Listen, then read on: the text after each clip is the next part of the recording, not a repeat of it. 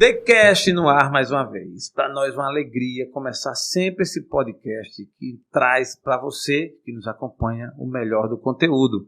E hoje temos uma convidada especial, mas antes disso não podemos deixar de avisar ou comunicar o nosso patrocinador. iCortes Carnes, o menor preço nos melhores cortes. Uma loja em Arapiraca, outra em Palmeira dos Índios e logo a distribuição em todo o estado de Alagoas. Mas vamos à nossa convidada. Temos hoje uma convidada especial, ela, Célia Moraes, psicóloga. Estamos no mês, o Setembro Amarelo, falando sobre saúde mental e nada melhor que uma profissional dessa área para vir aqui bater um papo, trocar uma ideia. Célia, bem-vinda ao TheCast. É um prazer, Jaelson, dividir esse momento com você. Boa. E bater um papo, né, sobre um assunto tão importante. Muito bom. Conheci a Célia recentemente, gostei muito e vi que ela tem a capacidade suficiente para estar aqui batendo esse papo sobre saúde mental. Célia, você tem uma experiência, daqui a pouco eu vou querer saber um pouco da sua história também, mas sobre saúde mental, qual a importância desse tema ou desse assunto para nós, seres humanos? Jaelson, saúde mental é a base, né, Jaelson? Não tem como você estar bem sem saúde mental. Às vezes, aquilo que eu falei há pouco, a gente estava conversando um pouquinho antes, Isso. Se a gente pergunta para alguém, como é que você está bem em relação à saúde física, todo mundo fala, eu estou com uma dorzinha aqui, ou já passou e tal, mas se a gente pergunta para alguém emocionalmente como é que você está, as pessoas têm dificuldade em falar da sua saúde mental. E a saúde mental é tão importante quanto a saúde física. A saúde mental também limita, a saúde mental também te prostra numa cama. Também. A saúde mental é muito importante, né? Então a gente precisa estar antenada com essa questão da saúde mental. Verdade, Célia. Eu tenho me debruçado bastante ultimamente sobre esse tema, né? E reconheço, e até abordando aqui contigo sobre essa separação que gera às vezes um preconceito. Quando a gente fala em saúde mental, é normal que até em brincadeira essas pessoas tratem de se não tem saúde mental é doido, isso, aquilo, e não vem bem ao caso. Eu acho que é uma área, né, uma parte da vida que deve ser bem cuidada. Com relação a esse preconceito que algumas pessoas têm, o que é que você tem a me dizer? Infelizmente é um preconceito imenso. E isso impede que as pessoas, muitas vezes, deixem de procurar ajuda, procurar tratamento, né? Porque quando você fala que está sentindo alguma coisa, é como se você estivesse se dizendo uma pessoa fraca, né? Então, assim, as pessoas que têm olha, só para você ter uma ideia, hoje, em cada 10 pessoas, pelo menos uma tem um problema de saúde mental, tá? Algum transtorno, alguma coisa. Mas, infelizmente, não será diagnosticada e muito menos tratada, né? Principalmente por causa desse preconceito. Verdade. Entendeu? A pessoa tem dificuldade em falar, em contar para alguém, em pedir ajuda, pelo medo de ser taxada de fraca. Entendeu? De louca. Né? De louca, porque, assim, primeira coisa, psicólogo é coisa de doido. Psiquiatra, então, nem se fala. Nem se fala. Então, é uma coisa que a gente precisa falar mais, sabe? Fazer mais campanhas públicas, psicoeducar, trazer essas pessoas para falar mais, para que seja mais conhecido, desmistificar, na verdade, essa coisa da saúde mental.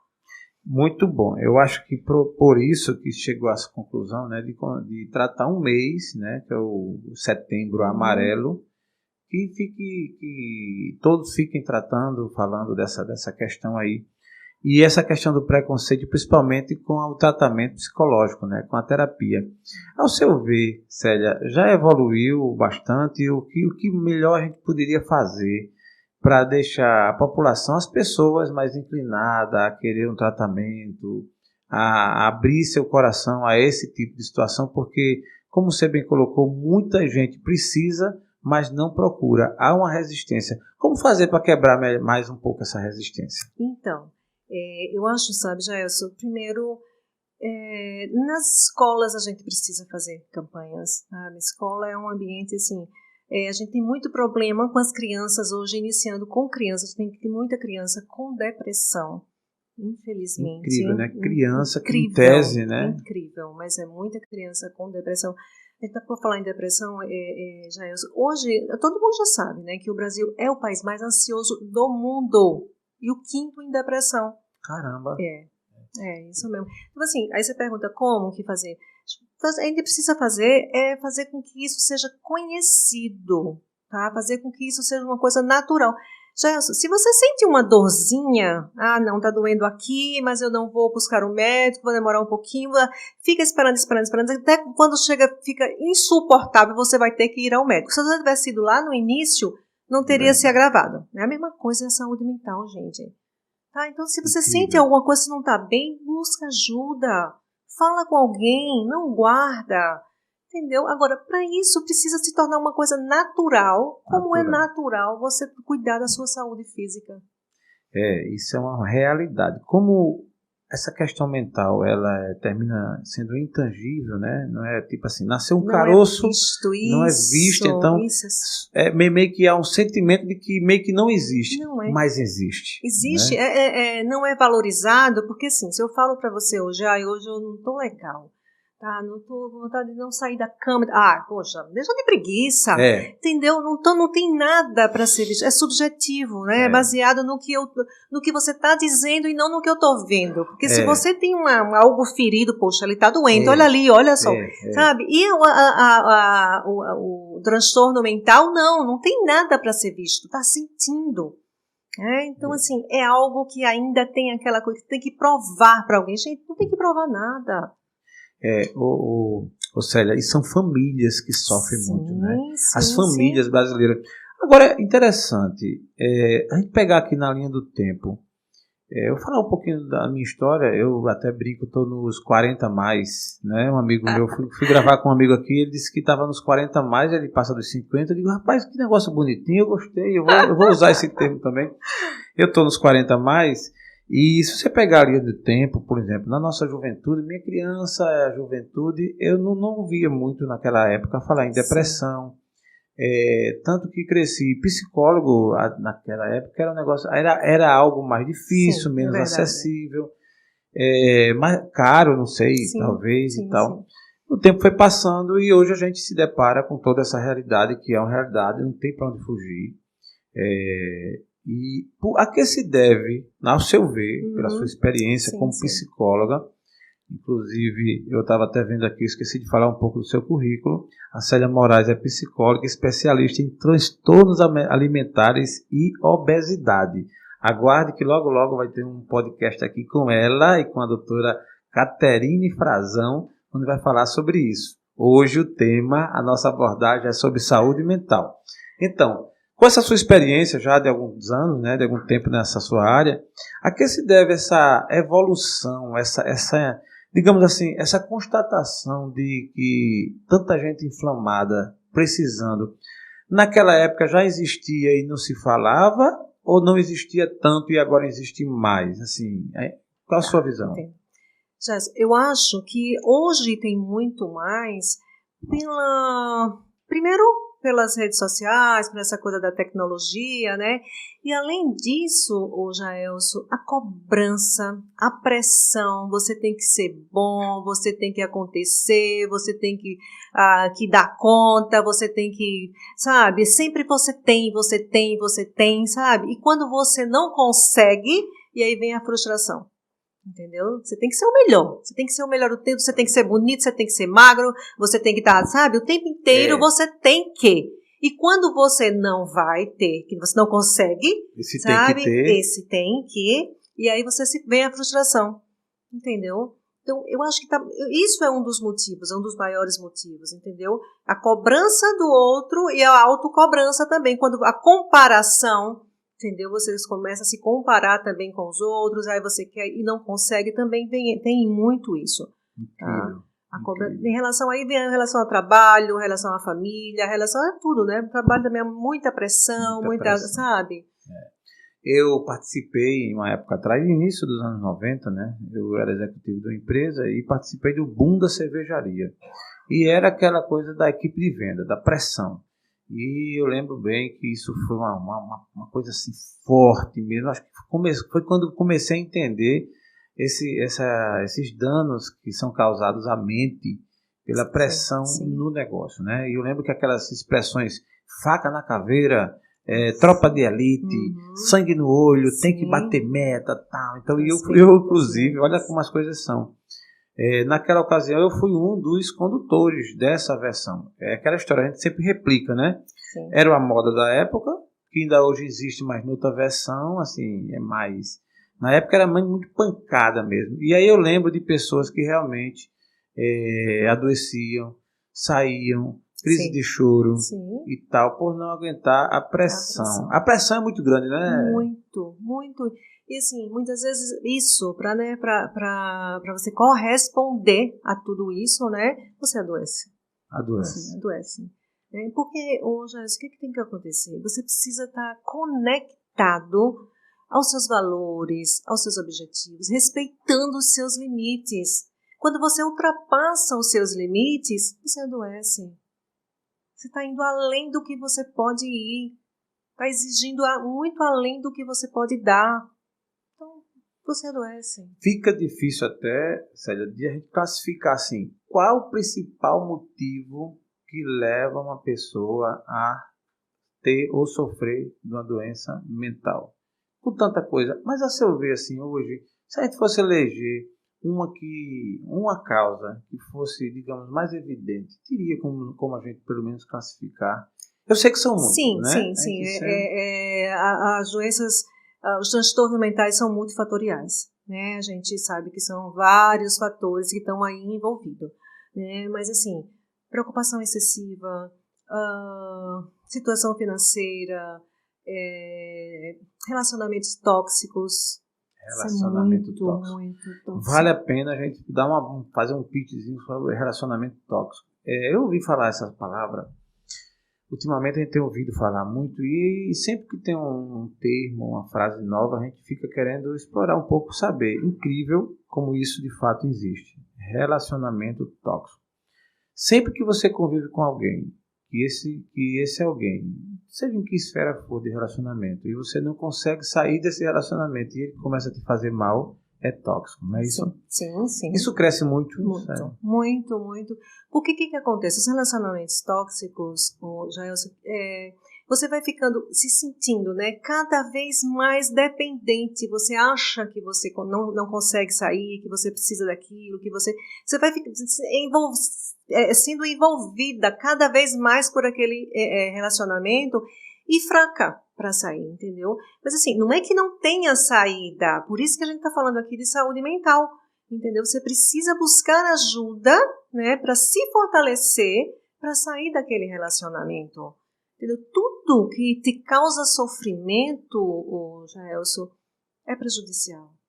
Imagina. Sim, são relacionamentos. Olha, e outra coisa, o contrário também é muito verdadeiro. Os relacionamentos valiosos, relacionamentos que te fazem bem, é um fator muito grande de saúde mental. Eu estive vendo recentemente, tem até uma pesquisa feita, que nos relacionamentos saudáveis, né, por exemplo, dos pais com os filhos, os pais que dedicam um pouco mais de tempo com os filhos, que estão presentes, a repercussão na vida da pessoa é incrível, inclusive uma constatação de que essas pessoas que tiveram pais assim vivem mais. Sim. Isso, como você falou agora, a repercussão durante a vida inteira, não é só ali na infância não, isso vai repercutir durante a vida inteira. Imagina. Sim.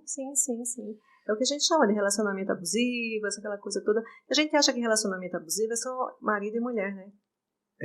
Mas não é. Não. Vários tipos de relações abusivas. Mas falando em marido e mulher, a gente tem uma realidade, a gente termina... uma pessoa, a gente termina não sendo a favor da separação em si, mas viver com alguém que não está fazendo bem, o que importa? Claro que não. É isso que a gente está... vai minando a tua saúde mental. Vai minando, não tem jeito, Jaelson. Entendeu? Primeiro aquilo que eu falei há pouco, você está indo de encontro, sabe? Quando você não consegue... Está sendo incongruente com o que você pensa, com o que você sente, com o que você faz, entendeu? Fica uma bagunça na tua cabeça. E não tem como você ficar bem. Eu penso uma coisa, mas eu desejo outra e eu faço outra. Entendeu? Outro dia eu vi uma frase de uma pessoa que eu achei tão interessante. Felicidade é quando o que você pensa, o que você fala e o que você faz estão Em sintonia. Sim, você claro. pensa uma coisa, faz outra, né? Fala uma coisa, aí Sim. é muito ruim. Sim, Termina muito. que... Ô Célia, e no ambiente de trabalho? Falar em saúde mental no ambiente de trabalho, né? Eu tenho muito interesse em ouvir de você, até porque eu também tenho um trabalho que eu venho fazendo, que é de transição de carreira, onde a gente começa a tratar desse assunto. Eu, inclusive, fiz algumas transições de carreira ao longo da minha vida, e isso ficou muito forte, e hoje eu tento ajudar algumas pessoas que não estão bem no seu trabalho e que precisam, às vezes, de como saída fazer uma transição de carreira. Saúde mental no ambiente de trabalho, na tua visão, existe, tem crescido essa necessidade, porque o ambiente de trabalho, como é um tempo que você passa muito presente, né? O que é que você tem a falar sobre isso? Então, olha só, o ambiente de trabalho, na verdade, o trabalho é uma extensão da tua casa, né? Porque muitas vezes, muito trabalho, a gente passa muito mais tempo do que em casa. Então, precisa ser um ambiente saudável. Eu não posso acordar e pensar, Deus, eu vou trabalhar, que saco. Ai, como é que eu vou? Ai, isso vai me fazer mal. Não dá para ser assim. Mas eu preciso, tem pessoas que falam, mas eu preciso trabalhar, como é que eu vou sustentar minha família? Tá, então, se eu não posso mudar aquela situação, eu preciso mudar a forma como eu vou lidar com aquela situação, que seja de uma forma funcional. Tá? Que aquilo não me traga prejuízo, que aquela não sei como, não sei, vamos ver como é que a gente faz isso. Mas eu não posso permanecer numa situação que está me adoecendo. Se eu não posso trocar de trabalho, eu posso mudar a forma como eu estou encarando aquela situação. A situação eu não posso mudar, não depende de mim. Então eu preciso mudar a forma como eu encaro aquela situação. Que eu lide com essa situação de uma forma funcional para mim. Que ela não me traga prejuízo.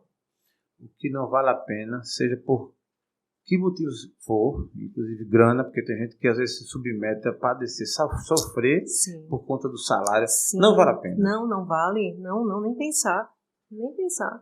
Porque isso vai causando outros prejuízos. Vai minando, sabe? Vai minando a tua saúde física, a saúde mental, vai minando, não tem jeito, sabe, Gerson? E são muitas pessoas que não estão bem no trabalho, que têm um relacionamento tóxico no trabalho, que não têm perspectiva de mudanças, de melhorias, que vivem nesse sofrimento e não acham saída. Mas existe saída. Ou você resolve com, de repente, uma solução em você mesmo, né? Um tratamento, alguma coisa, porque nem sempre a questão é só do outro, às vezes é a gente mesmo que não está bem consigo, né? Claro, é aquilo que eu falei, sabe? Às vezes, a gente está falando aqui o tempo todo do outro, mas às vezes a pessoa é uma pessoa pesada, sabe?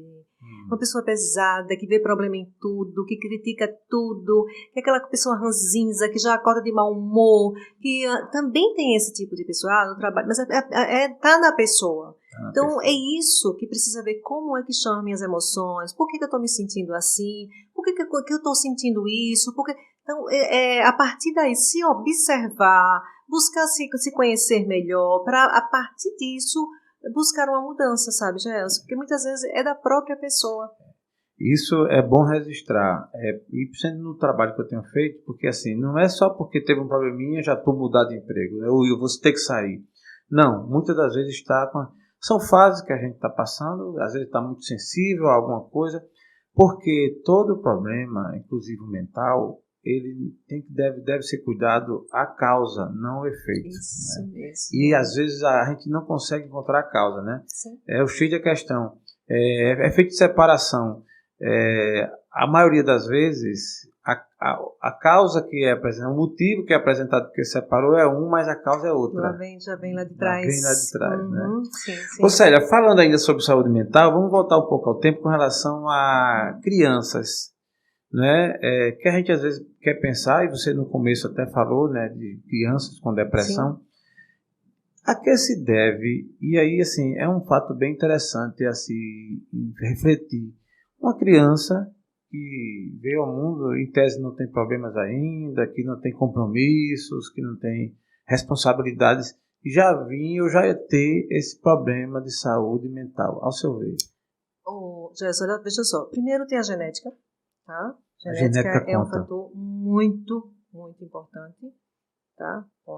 Primeiro ponto. E depois o ambiente. O ambiente em que essa criança está inserida. Como é que é esse ambiente? Como essa criança é tratada? Como as pessoas que essa criança vive, como é que lidam com essa criança? E não é nem somente com a criança, entre si, tá? Se é um ambiente adoecedor, se é um ambiente saudável, sabe? O ambiente é muito importante. Né? Conta muito, né? Muito mais. Tratar da saúde mental de uma criança e de um adulto, qual o mais difícil? A criança, com certeza. É. Eu atendi a criança e deixei. Por quê? Foi. Deixa eu te dizer por quê, Gelson. Quando a gente cuida de criança, a gente não cuida só da criança, a gente cuida da criança e dos pais. Entendi. Entendeu?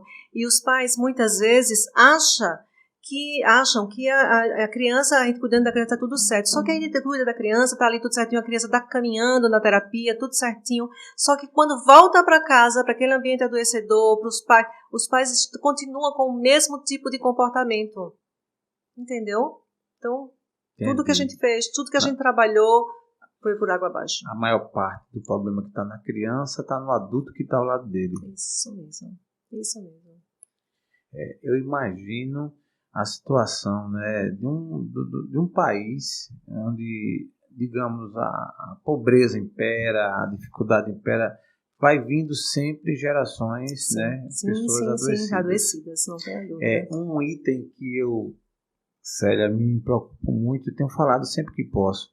Esse número de crianças, de filhos que vêm de pais sem responsabilidade.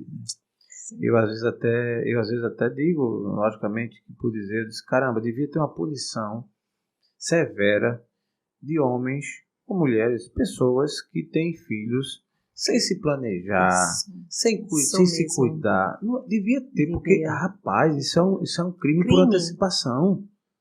Você já traz uma criança ao mundo, ela já vem com cheque assinado, uma dívida. Isso é problemático demais, sabe, Gelson? Hoje, alguns pais, né, lógico que não são todos, alguns pais, assim, eu vou ter, eu quero ter filho e tal, mas assim, eu já ouvi isso de alguns pais. A minha parte eu estou fazendo, eu dou o dinheiro. Isso. Imagine que mentalidade, né? Entendeu? Ele está na melhor escola. Gente, e o papel de pai? E o papel de mãe, onde é que fica? É verdade. E aí, os pais, homens, né, que têm filhos, que se relacionam de qualquer maneira, e aí nasce uma criança, eu digo sempre, eu fico com muita dó de crianças que vêm assim, né? Tem um caso próximo a gente, de uma pessoa que sem querer, querendo, teve um filho. Aí, despreparada, sem condição econômica, isso, aquilo, outro, vem um filho. E aí, o pai também larga de mão. Aí, você lamenta, a criança vem. Poucos dias depois,